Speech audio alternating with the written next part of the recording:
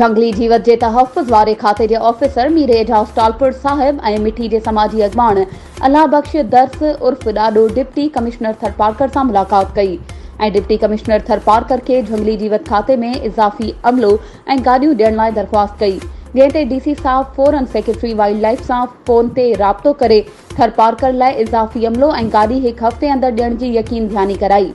Wild life खाते के officer deputy conservative Mir Ejaz Talpur बुधायो त हिन वक्त पूरे जिले लाइ सिर्फ 8 माण्हुनि ते मुश्तमिल अमलो और एक गाड़ी है, जो बिल्कुल नाकाफी है। उन्हनि मां भी अमले जा 4 ॼणा सस्पेंड आहिनि। समाजी अगवान ॾाॾो दर्स चयो त मीर साहब जी जायज़ घुरा है, उन करे मां भी वसबारन खां मुतालबो तो करियां त तालके सतह ते ऑफिस खोले अमलो और गाड़ी फराहम कन त जीअं झंगली जीवत के तहफ़ुज़ के यकीनी बणाए सघिजे।